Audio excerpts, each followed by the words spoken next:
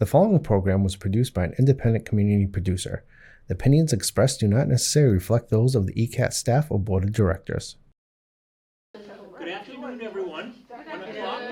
So I will be respectful of everyone's time, and we'll start on time and finish on time. My name is Dennis Hohengasser. I live just down the road in Taunton. Somebody else who just moved to Taunton, moved from Arizona, Gail. I've been a volunteer with AARP Fraud Watch for about 9.5 years, and I got involved because I was a victim of a fraud back about 12 years ago. My fraud happened when I was on my PC. Something was going wrong with it. I didn't know what, but it looks like it was a Microsoft issue from the little knowledge I had. So I went on to Google and I Googled Microsoft tech support phone number and pressed enter, up it came, and I dialed, and guess who it wasn't?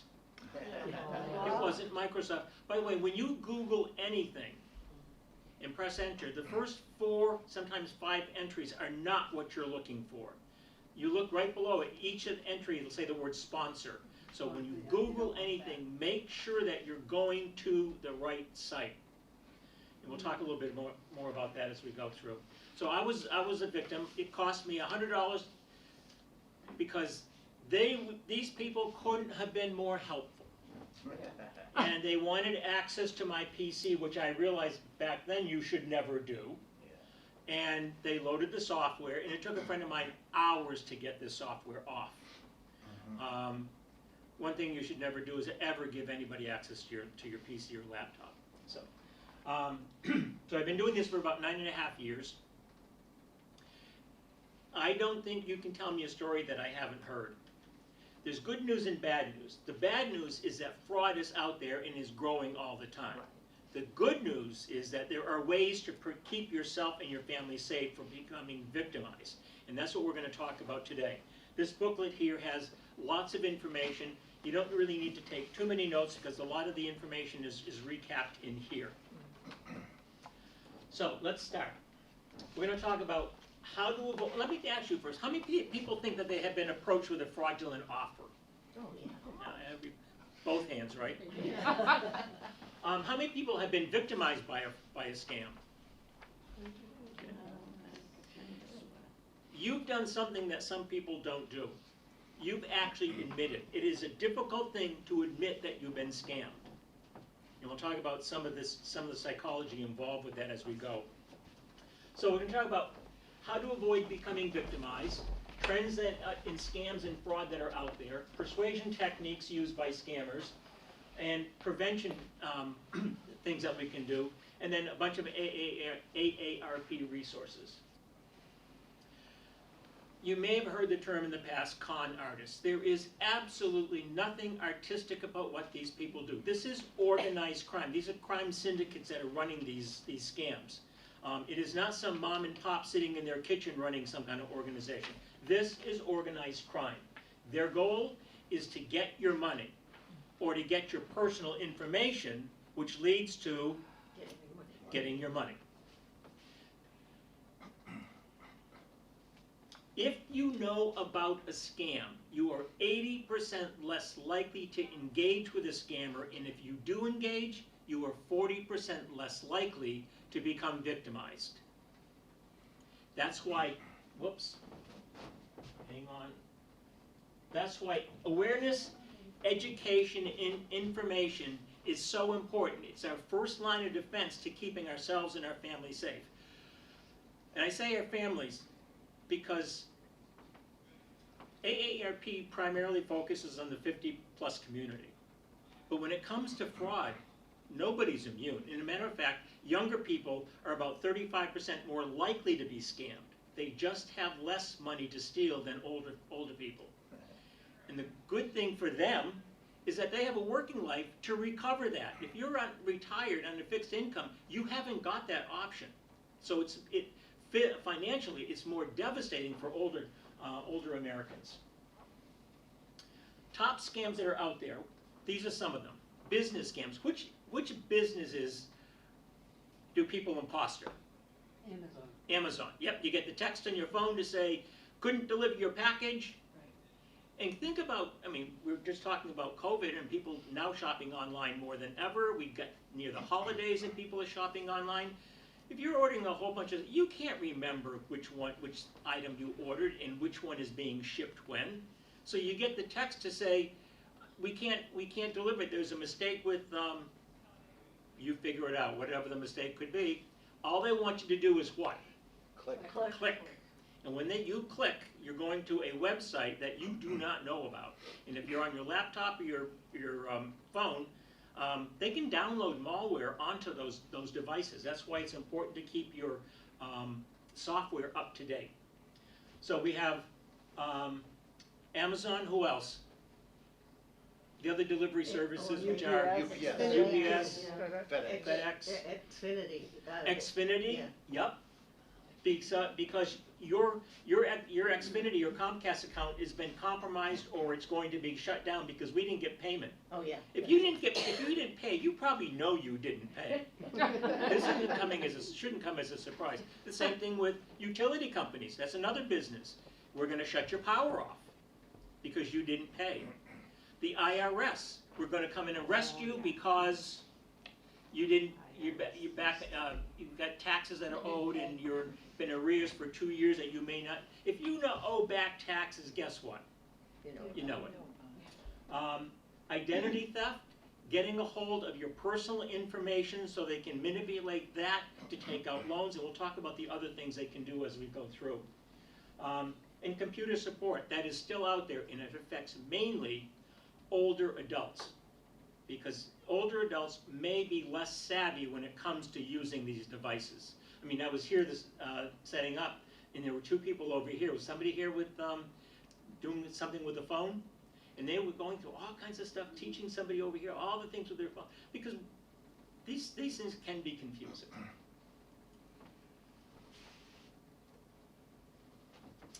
So the common frauds that are out there, besides identity theft, computer viruses, and the other one that I mentioned, imposters, are these. Fraudulent sales.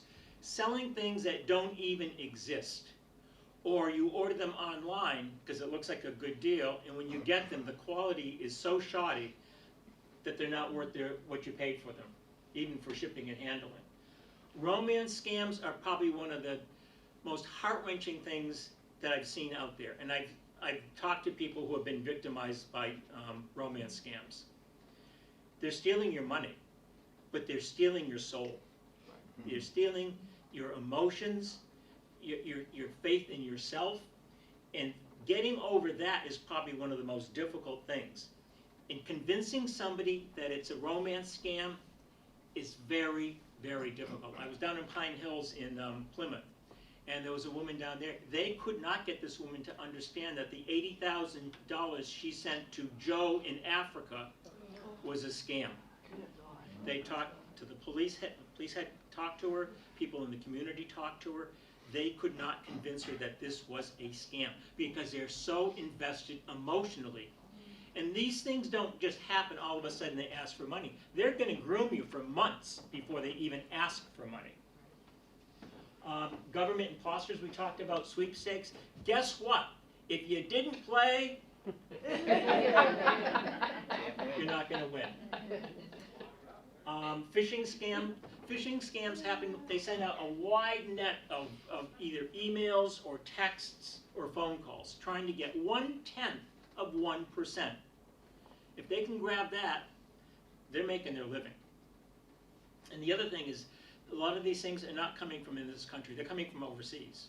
And that's why getting money back can be pretty next to impossible, because our government doesn't have agreements with other foreign governments to work with to deal with these scams and recouping money. Unauthorized money withdrawals. We know that we have problems with opioids in this country. We know we have a lot of elders who don't have the kind of mobility that they used to have and may need a relative, friend, grandchild to go to the bank. Here's my ATM card, here's my PIN, I need some money out. And these same people are probably not really good at going online and checking their bank account. I do it every morning to make sure that there's no unauthorized withdrawals. Investment scams, I would only invest with a company that is well known. I wouldn't invest with there's been more and more I've seen on TV advertisement. Pat Boone's out there saying the only way you can keep yourself safe is buy gold. I don't know what he knows about this. But investment scams, you can go online and invest in crypto, which is, I don't understand crypto, and I was at a conference, all-day conference in UMass on last Tuesday. I know enough about it to stay away from it. Job search scams, one of our volunteers, Alice, was a assistant dean at Lesley University. She dealt with students, both young and old, and job search. And the job search scams that are out there are all over the place. Just because it's on LinkedIn doesn't mean it's legit. So if you have grandkids or kids that are looking for jobs, be careful about job search scams. So what would they do on a job search? Can you? What can they do? They post jobs that don't exist. At some point, they're going to say, we're going to send you a check for $3,000 to help you get started, because as an employment of our company, you're going to need some materials. So here's $3,000, and guess what? The next day, you get an email from them, we paid you too much. Send back $2,000. Well, the check they sent you is bogus to start with. You deposit it, you send them back $2,000, and you're out. And can you help me? My friend John, I got a text message or an email from him saying, hey, Dennis, I'm trying to get a gift certificate for my niece. Her birthday's tomorrow. I'm trying to get it through Amazon. And I said, somehow my account got locked. Could you buy it and I'll pay you back? So what do? I call John. Hey, John, what's up with this? What are you talking about? The way to prevent any fraud, whether it be the grandparent scheme, anything that involves a friend or relative, call them before you make any decision. Chances are, more than 9 times out of 10, it wasn't them. That same thing goes with social media accounts, whether it's Instagram, Facebook, or TikTok. And younger people are living on those apps all the time.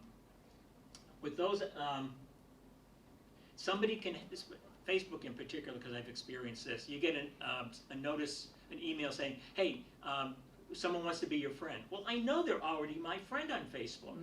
Somebody has hacked that other person's account, sending out emails under them to try to get you to link to their account and steal your information.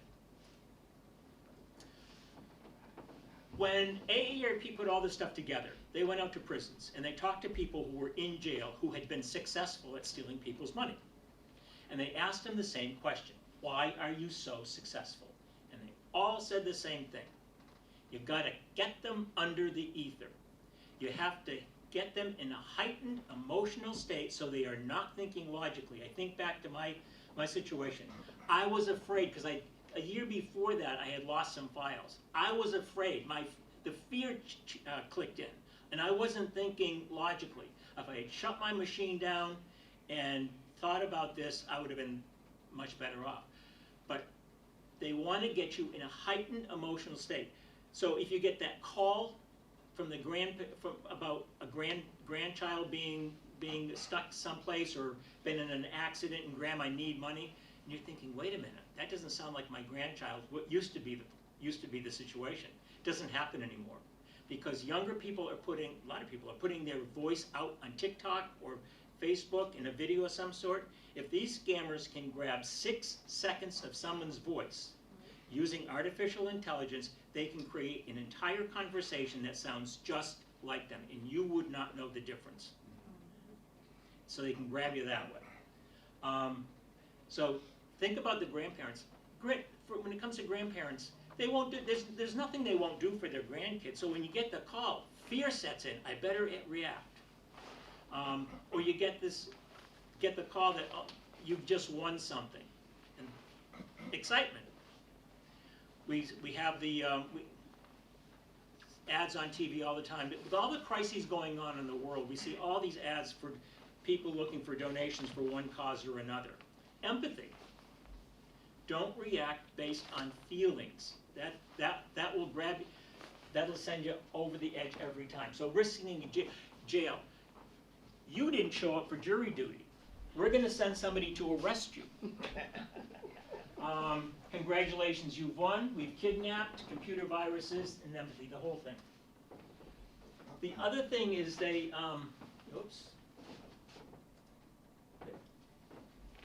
trick you into going to an unsafe website, clicking on a link. And clicking on a link can be dangerous because you don't know where that link's going to take you. And oftentimes it downloads some kind of malware onto your device, whether a PC, laptop, or your phone. It's important that you keep whatever virus protection you have up to date. And the pop-up window.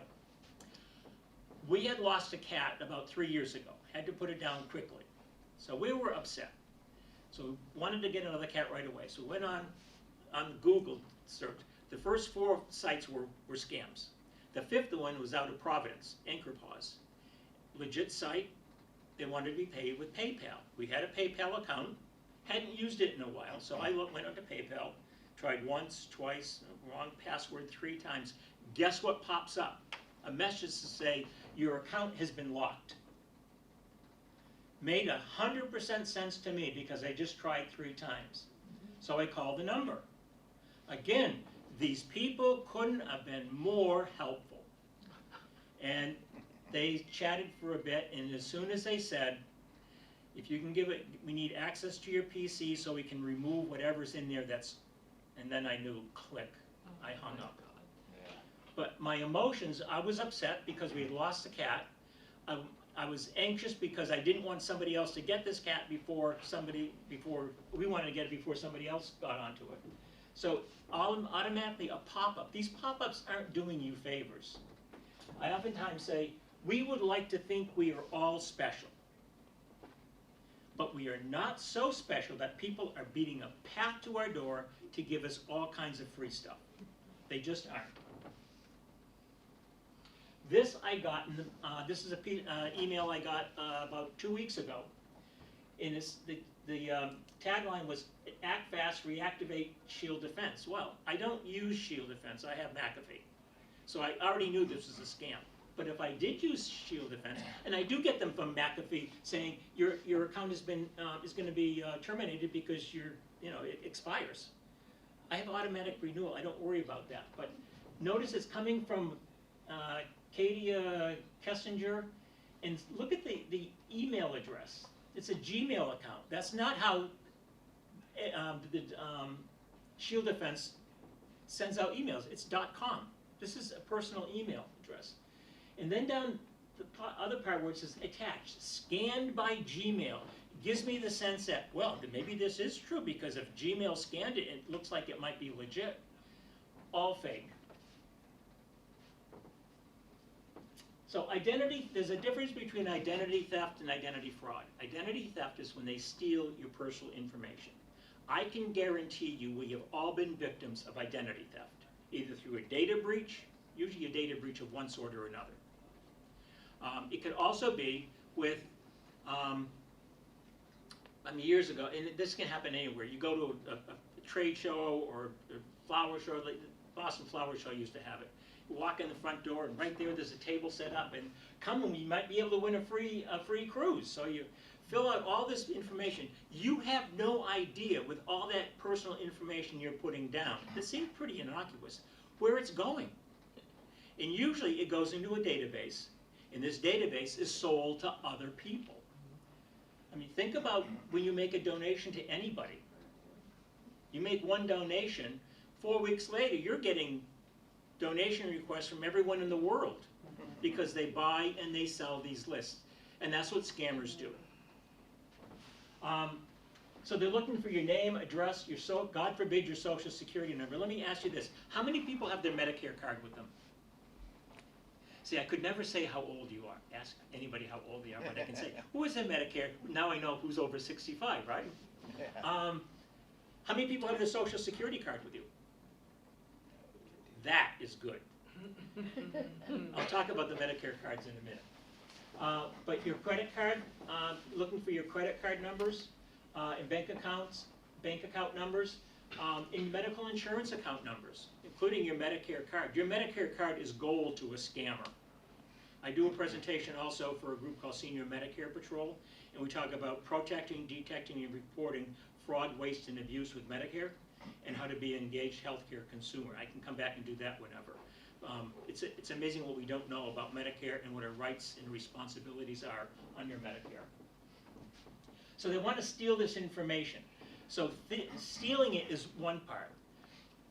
Using it for fraud is something else.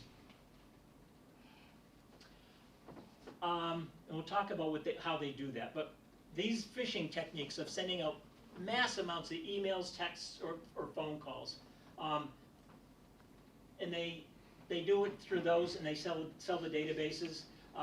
They purchase lists, even warranty cards. When you get a brand new appliance, you get a warranty card. They want you to send the warranty card in, and they ask you some personal information, name, address, all that stuff is there. You don't know where that data is going after you send it in. Our assumption is it's going with Westinghouse or whoever I bought the product from. That's not always the case. Dumpster divers are out there. They still harvest garbage. People who share personal information online, if you have a Facebook or any online social media account, it's important that you go in there and set your privacy settings so only those people who you are friends with can actually look at your information. If you don't, then the entire world has that. Think about when you have a problem with a credit card. One of the things they want to ask you, they ask you to verify, what's your mother's maiden name? And how would they know that? How would anyone know that?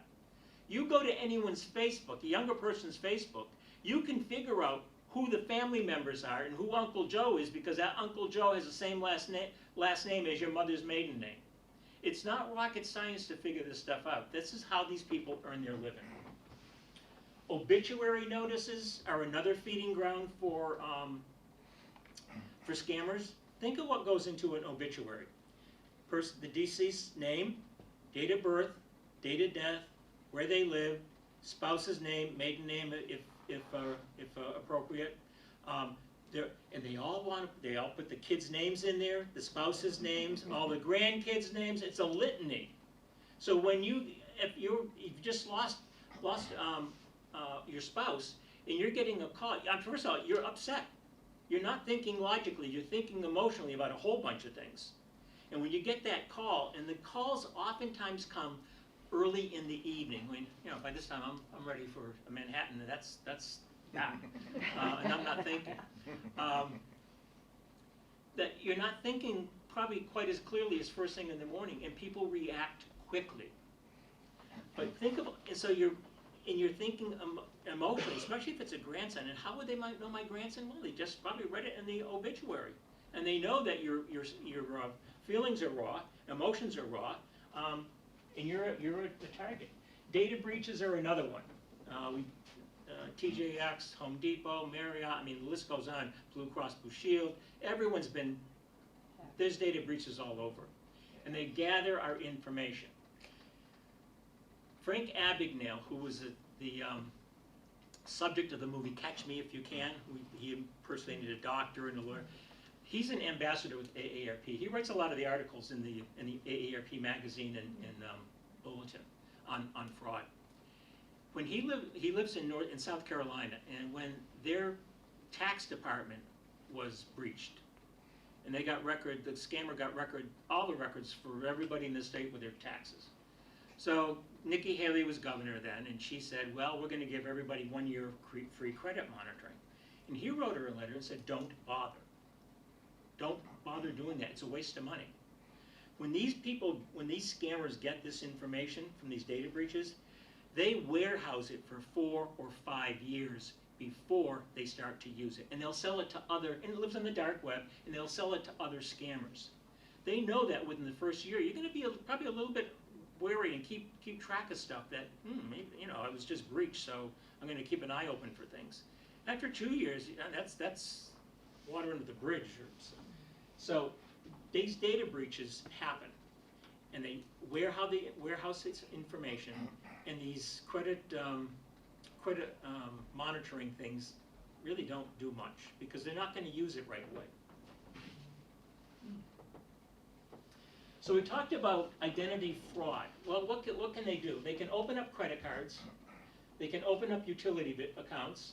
They can apply for tax refunds. That happened to a friend of mine, moved to Florida 6 months after he moved, filed his taxes, got the letter from the IRS saying, we already processed this and sent the money.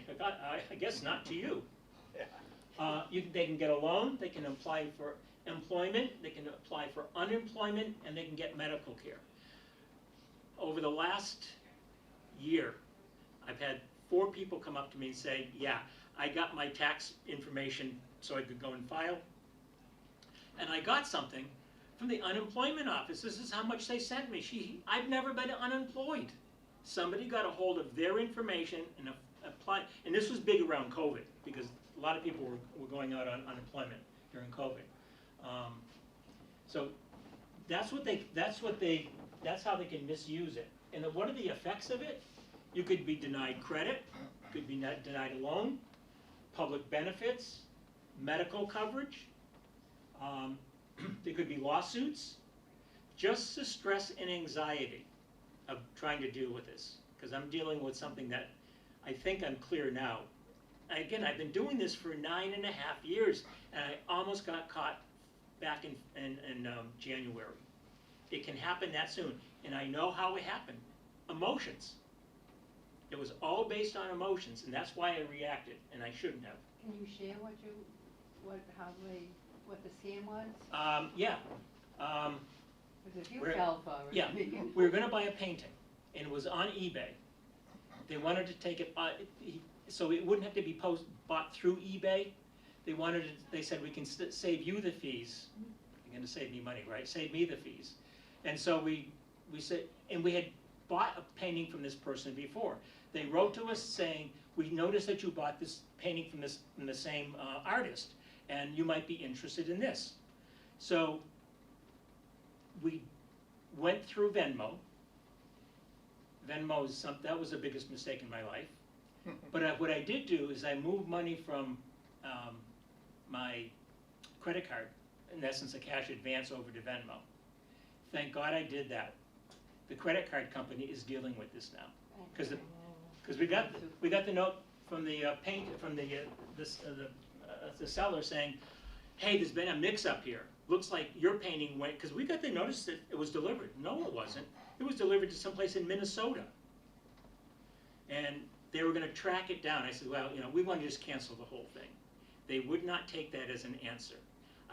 19 times I think I said, no, just cancel it. Well, we don't do business that way. Well, the credit card company's dealing with it. It came off my credit card, and the credit card company, I filed a complaint with Venmo. They're dealing with it, and then I got something saying, hey, our Venmo account was locked. You need to do something. No, I don't. And the fear and the embarrassment, and that's the one thing that people who have been victimized really, really need to tell somebody. Family and friends. Why don't older people tell family and friends? They're embarrassed. That's one. You don't want your kid thinking that mom or dad is not capable of minding their own finances and living alone. Or Yeah, we'll take you Gonna to put you in a finances for nursing you. home. Yeah. Shady Pines, right? Very golden girls. Yeah, exactly. It's important that you tell somebody. If you have lost money, you should report it to the police. If you think you've just been scammed but didn't lose money, still report it to the police. They're going to be reluctant to take a report. Force them to. But if there's money lost, there shouldn't be any. They shouldn't. Especially if they may say things like, "Well, you gave the money willingly." Take the report. If you ever hope to get any money back from a scam, you really need to have a police report. And you need to report it to a number of places, and we'll talk about that reporting as we go through here. So, scammers use the same techniques that we see every single day. Phantom riches, scarcity, source credibility, and fear and intimidation. Phantom riches, saying things are there that aren't. You've won money. You've won the lottery or sweepstakes. And you won $300,000. Think about, especially older people on limited incomes, if somebody tells them they won, this sounds like a good deal. This might get me out of hock, or might, give me some money, more money to live on. All they want you to do is pay $2,000 processing before you send the $300,000. Again, we talked about winning a cruise, and the sad one here is the insurance scams. We are very sorry about your loss. You may not be aware of it, but you are the beneficiary of a $100,000 life insurance policy from the deceased. All we need is $2,000 to do the processing and handling of this, and we'll send you the rest of it right off. I mean, these people have no soul. They have no conscience at all. Scarcity. We only have 4 units left, and to think, out of the 320 or 340 million people in the country, I am one of the 4 people they contacted. How lucky am I? We only 17 people were selected. Think about these ads you see on TV about gold, or these gold coins or silver coins. There are only 100 of them left. And they're putting this out on national TV to millions of people? No. And there are only 24 hours left before the offer expires. Think about how many people go to CVS down here? Yeah. And when they get your receipt, there's the 4 feet of paper, all those little coupons for your extra bucks. How long are they valid for? A week at the most. Right. So scarcity, you got to do it now. Think of, I don't know if they still do a Macy's one-day sale. Every week they have a one-day sale. Biggest of the year. So every week it's the biggest of the year. Source credibility is another one, because legitimate companies use this, but we've seen it on TV. We've seen Joe Namath with Medicare. We've seen William Shatner with Medicare. We've seen J.J. Walker with Medicare. We've seen Tom Selleck for reverse mortgages. We've seen Marie Osmond for the diet stuff. Do they know anything about these products? I don't know. But they use that as a selling point. Somebody that's been in the media or on TV, well, I guess they must be. They seemed honest when they were acting.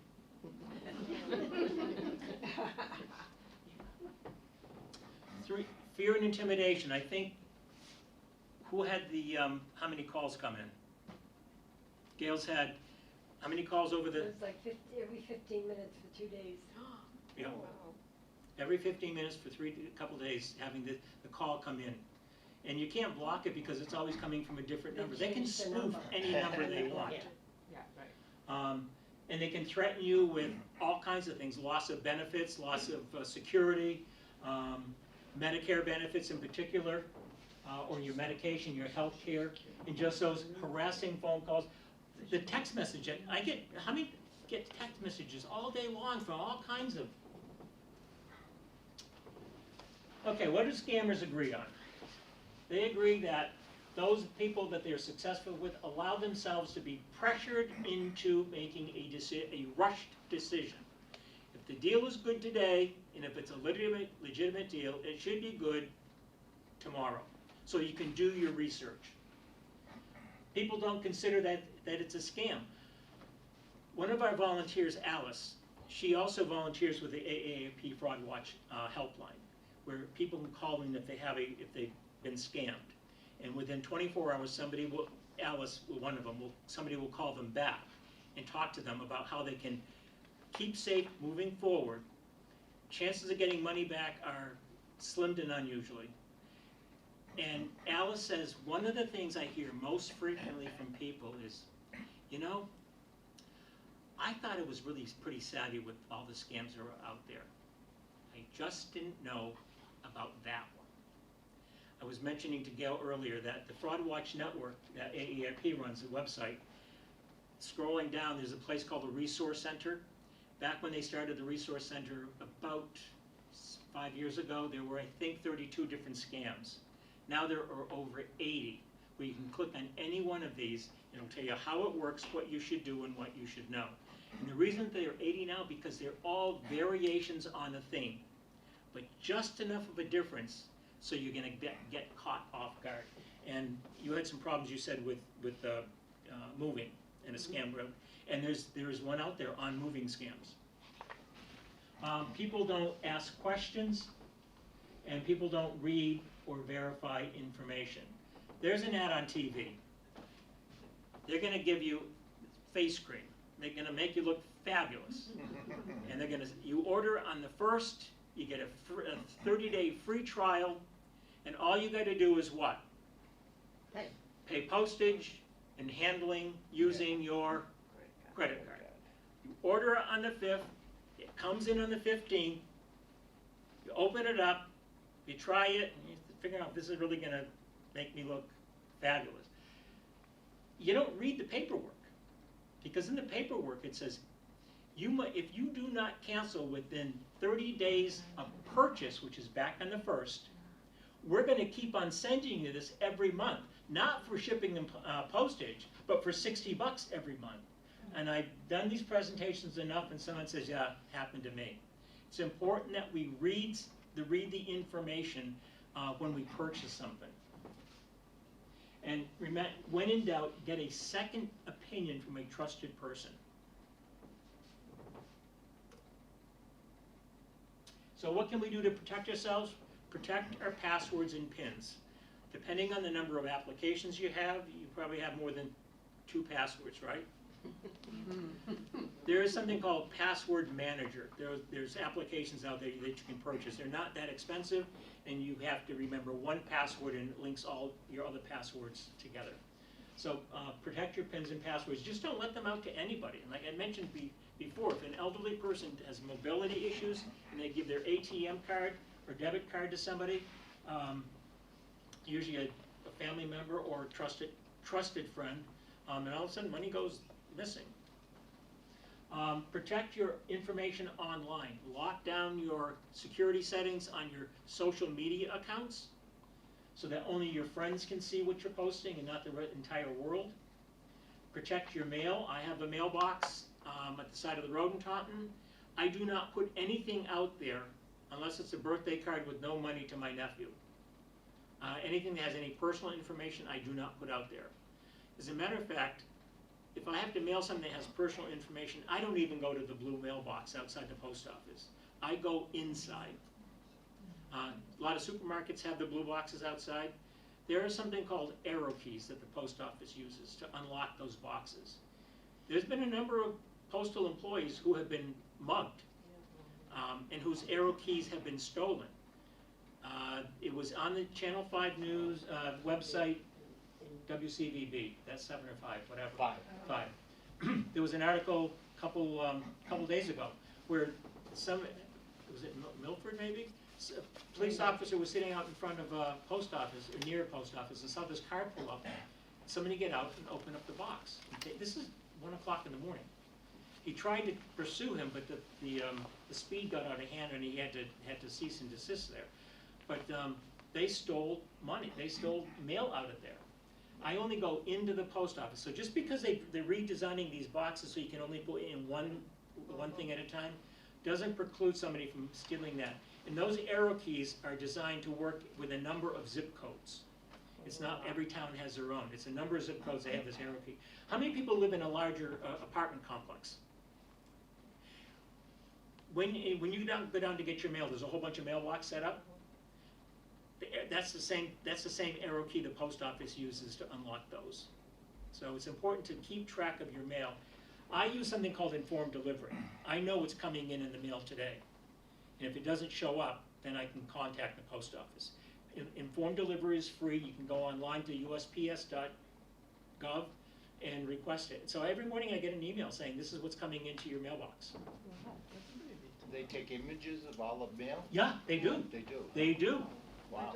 My daughter just had a change of address, and she said when she did that, she could see everything that right on her phone. Yeah, you can see it on your phone or on wherever your emails come into. Yeah. Wow. Yeah, informed delivery is a real neat service. You should monitor your bills and your financial accounts. Like I said, I check my checking account every morning. This thing called opt-out pre-screen. You can go to that site and you can stop some junk mail from coming in. Not all of it, but you can reduce some of it. I mentioned, well, let me do this. cold calls, email. Beware of unsolicited information you receive from these sources here. Like I said, free is not free. There's no such thing as free. We're going to pay for it sooner or later. So just because you hear on the news or the radio doesn't mean it's always legit. There's probably twists in it.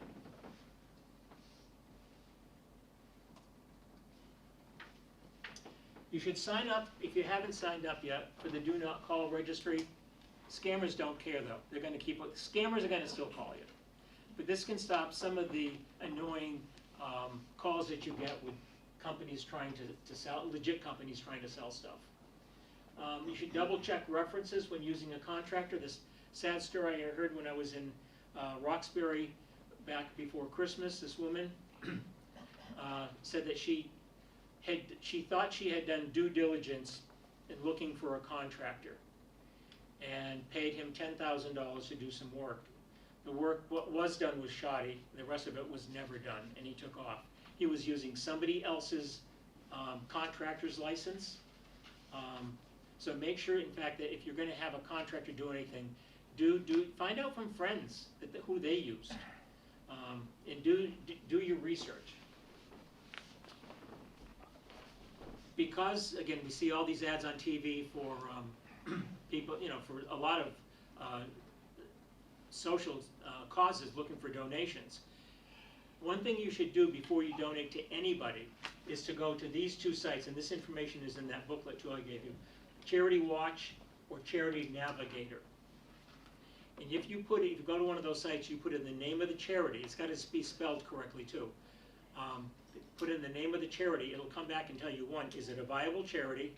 And number two, if it is, how much of the money they take in actually goes to their cause and how much of it goes to their operational expenses. And both those sites do that? Yeah, both those sites do that, yeah. Credit alert and credit freeze. When I bought this lovely laptop 2 years ago, I bought it at Best Buy. And they said, oh, if you open up a charge account with Best Buy, we can give you 10% off. I said, I can't do that because I have frozen my credit. There are two things you should think about: credit alert and a credit freeze. A credit alert, you go to one of the credit bureaus, Experian, TransUnion, or Equifax, and they're listed on the last page of the booklet, and you request a credit alert. And what that does is you are notified if anyone checks on your credit. Just an inquiry, or even tries to open something. So that's a credit alert. It simply warns you that somebody is looking at it. A credit freeze is what I have. I don't plan on taking out a loan. So I froze my credit. And the scary part of either setting up a credit alert or a credit freeze is that you have to fill out some information. And what piece of information do you have to put in? Your social. That's why when you Google Experian or TransUnion, or you can actually call them and actually do it over the phone with them too, and the phone numbers are in here. Make sure that when you Google that, you are going not to a sponsored place, but actually to that website. And you need to put in your social security number, which scared me the first time. But so the freeze lasts a year. Yes. That's what I was going to ask. Yeah. How frequent do you have to do it, and if you needed to take out a line of credit or wanted to change it, how difficult is it? It is not difficult at all. As a matter of fact, when I was in Long Meadow on Tuesday or Thursday, somebody said, "Oh yeah, it took about 2 minutes for me to do this, to unseal it." So the alert simply says it warns you, and that lasts a year. So every year you have to do the alert. The credit freeze lasts forever, and you must do that with all 3 credit bureaus: Experian, TransUnion, and Equifax. And does that cost? No, nope. It doesn't cost, and it doesn't. It used to cost to take it off, and it doesn't anymore. The government said no, that's unfair. So you can put it on. The credit freeze lasts forever. Alert lasts for a year. Think about your grandkids When they're born, before they leave the hospital, a document is filled out requesting what? And when's the first time they're gonna need that? Age 14 maybe, if they work at a fast food higher at 14 or whatever. 14 years it's sitting there. If somebody gets a hold of that, they could ruin the credit for that young person when they finally do need credit. So you might want to talk to your kids about having your grandkids credit frozen. Data breaches we talked about. Safest way to purchase anything is what? Don't buy anything. Not necessarily, I mean like putting cash in an envelope and sending it off? Oh, no. No, yeah. Yeah. But one of the safest ways is credit card. You have a problem. I had 5 reoccurring charges on my credit card for Amazon Prime. I don't have an Amazon Prime account.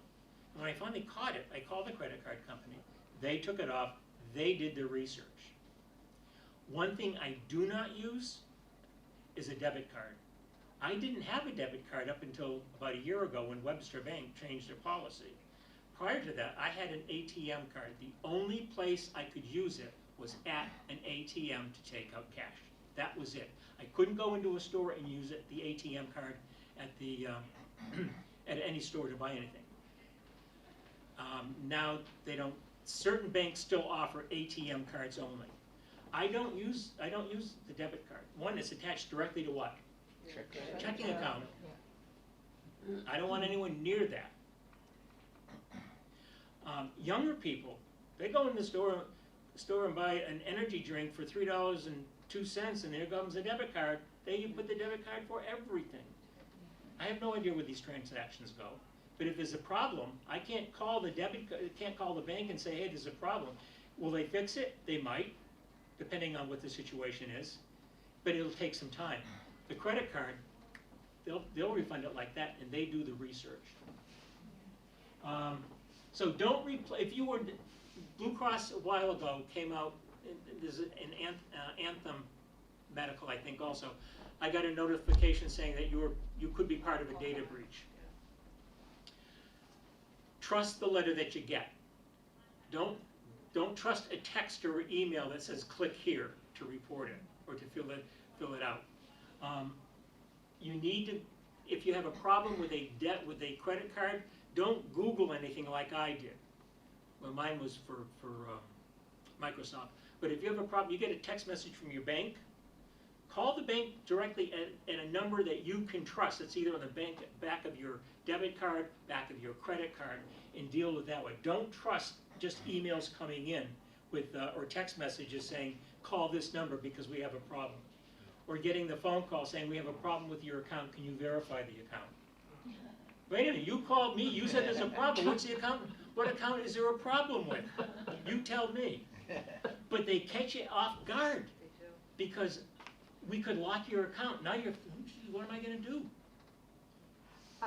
We talk about breaches, and that was probably about 7 years ago or something, and it's kind of like, I don't do it daily, but periodically, I'll just go in, I always, verify, oh, my credit card, okay, yeah, everything's legitimate here, everything's legitimate, there isn't something that popped up, but, so I went in, actually, I got home, and there was UPS tried to deliver a package from Cabela's, and it required a signature, and I was living in Florida, and I went, okay, I didn't order anything from them, but my husband had sold guns to there, in Connecticut before we had moved down there, and I thought, oh, so I'm thinking, obviously that would be something, but I was like, okay, I didn't know what this is, and I was like, but I wasn't home, and it didn't sign, and there was no package left.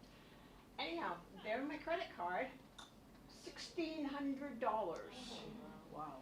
And I went, and it was marked as pending. I immediately called Bank of America and said, that's not mine, that's legitimate. And they go, well, it's just pending. I said, no. Yeah. It is, they immediately closed it down.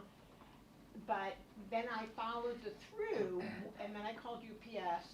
The people that were sending it what does UPS have? If you're not gonna be home and you wanted to go to your office. Oh, yeah, Whatever that service is. They were trying to, she goes, well, you don't have that set up. And I go, no, I don't, cause, I don't. because they don't want it. Yeah, I have no need for it. And so what they wanted to do was have it, that $1,600 item redirected, and then I got a hold of Cabela's, and they were very nice, someplace in Kentucky. And the guy told me, he said that the reason it didn't have a flag is because the ship to name and address and the send to name and address were the same. The credit card and the ship to were the same, so there wasn't anything in their system that would red flag it. And then I had, Florida has a senior versus crime. Yep. And I talked to them, is that part of the Attorney General's thing? And this was a credit card, I had looked through my records. I'd never used that credit card online. Yeah. I had never used it online. But they said, but it was one that, whatever the highway, da-da-da-da. Yep. What's it called? Florida's Sun Pass, or whatever this thing here called. They need a credit card on file, so then you use your money, then they charge you another $25 or whatever it is to put. And they said, those places get breached, and there's They do. nothing you can totally, protect yourself from it, but it was a credit card I had never used online. Couple other things you mentioned that triggered something. I get my hair cut by this woman, Dell, every 4 weeks. Looks good, huh? She was saying, she knows I do this, she said, I pay my my car payment to Toyota every month, $314 every month, and I write the check out, put it in an envelope, and go down. And she works in a strip mall, and there's a mailbox right outside. She puts it in, and she looked at her checking account. A week later, there was an extra $1,000 taken out. They had done what they call check washing. They took the check, they washed the ink off, they put it in their own name and a different amount. The best thing to protect you from that is if you're going to write a check, use a black gel pen. They're hard, not impossible, but they're harder to wash off.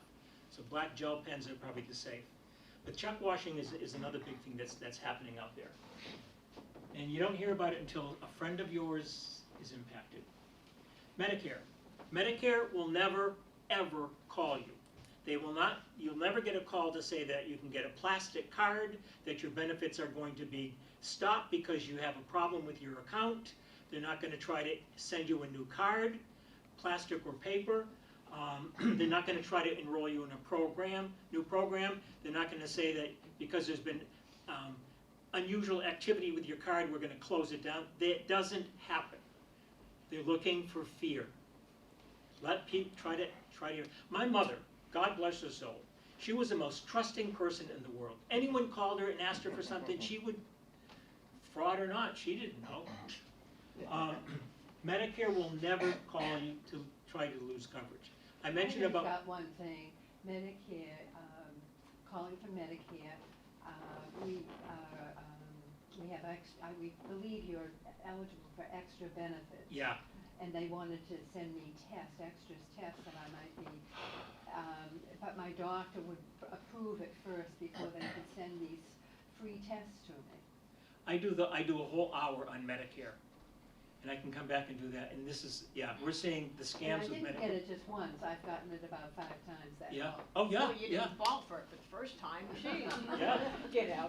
So when The other thing with Medicare, they call you and say, and it's not Medicare, of course, we know you have pain in your joints. Well, I'm 75, Everyone of course has. I Yeah, have of course. pain in my joints, you know? Who Well, doesn't? we can give you a free brace. Medicare will pay for a brace for your knee, and when I worked for Harvard Pilgrim, that was one of the scams that we discovered, that we called it a body wrap. They would give you a brace for every joint that you had, knees, backs, hips, whatever. And it just, and the Medicare paid for it. Medicare, just give us your number. And, well, you're calling me, if you're for Medicare, you tell me my number. Oh, no, they don't do that. They don't have my number. Well, sometimes they do have your number, But the braces, that's, and that you never get anything. We Or if call you those- do, you can't We send call it those back. mummy kits. Yeah.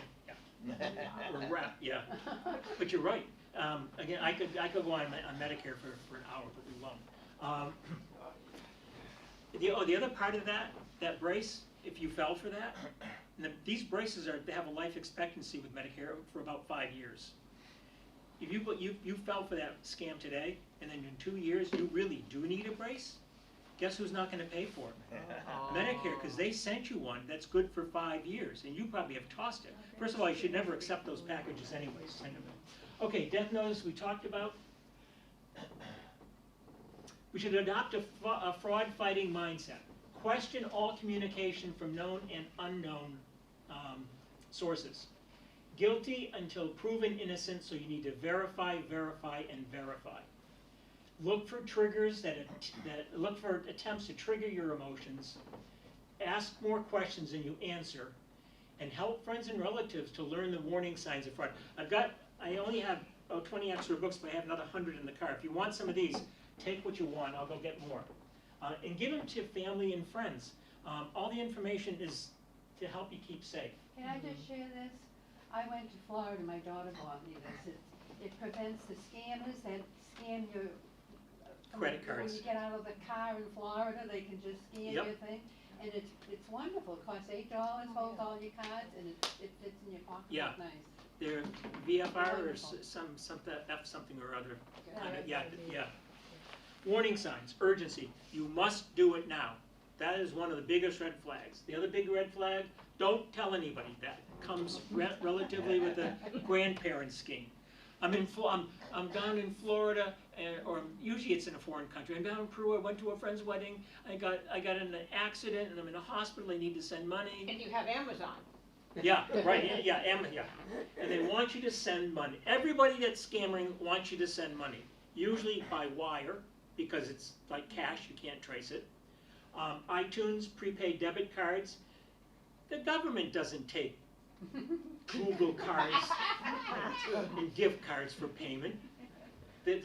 People have been convinced.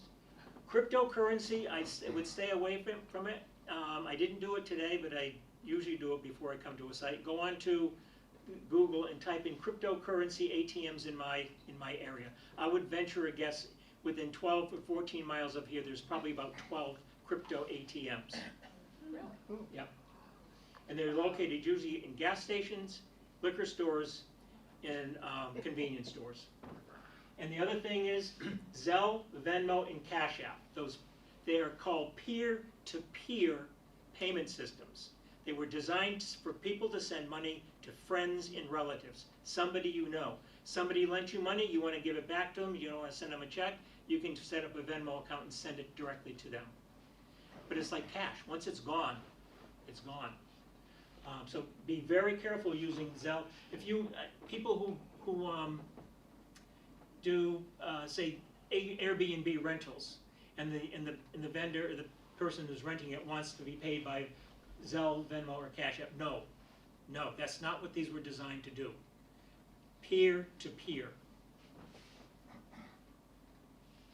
If you ever think you might have encountered a fraudulent offer, you can call the number. That's all this is in the book, the Fraud Watch Helpline, free to everybody. You don't have to be an AARP member. You don't have to be over 50. They can help you figure out if something is a scam, and to get help if someone, you or a loved one has been scammed. Is that number in here? It is. Yes, first It is. page. Yeah. You can sign up. You can also go to that website and sign up for something called Watchdog Alerts. They come out every other month. Every other week. They're short. They come either via text or via email, and it's a great way to keep in the forefront of your mind that fraud is always out there. It's called Fraud Watch Alerts. So if you go to that website, AARP.org, Fraud Watch Network, you can sign up on that site. Or you can text right to 50757, and then you can get it by text message. I also get them from the Better Business Bureau and from the Federal Trade Commission. You can search your own community. You can search Easton by going to that website and finding out what kind of fraud's being perpetrated right here and being reported. If it's not reported, nobody knows about it. That's why it's important to report. We talked about 80 types. This is, I think, important. AARP.org/fraud support, and that's in this book too. AARP has started these virtual support groups. They happen Monday through Friday, a number of times throughout the day. They limit the number of people. There's a trained counselor, and then there are maybe 2, maybe 3 people, sometimes 4 on the call. I've sat in a couple of them, where people have lost $100,000 to a scam. And as horrible as the money loss is, the sense of self-worth that they have lost is just horrible. And trying to get over that emotional trauma, that's what these virtual support groups do. And I think they're very valuable. And if you know anybody who is, it's all anonymous. It's done via Zoom, so you can sign up for a session. And we know people sign up and then they just can't do it the first time, and then they sign up again and do it. We talked about fraud watch alerts, and then this here. The second Tuesday of every month, from 12 to 12:30, AARP Massachusetts, we run something called Fraud Talk Tuesdays, and we deal with a specific scam for a half hour and focus on that specific scam. January, we did romance scams. We did tax ID fraud. In February, March, we did elder fraud and abuse. This month, we are doing something. They're all out there. And in June, we have the Attorney General's office joining us to talk about cryptocurrency. We're talking about QR codes and AI. So we do a different topic. So if you want to sign up, that's the website. That is not in the book, but it's aarp.org/MA-fraud. And just scroll down at Fraud Talk Tuesdays and click here to sign up. Okay, final words. Contact lists are bought and sold. Caller IDs are fake. Hang up, stop, verify. Don't click on emails unless you know the sender and trust them. And if you think that it sounds a little fishy, call the person that just sent you the email saying, hey, did you just send me something? No. Then you don't want to click. And I think that's it. So you have, I've got more books. I'll go get some more. And again, if you know someone who has been victimized by a fraud, they need to let it talk to them. Have you ever said to your kids or grandkids, have you ever heard about frauds? Has anyone talked about frauds in school? Get a conversation going so they know it's out there. Because the whole thing, you don't know what you don't know. And we're just trying to keep everybody safe. The end.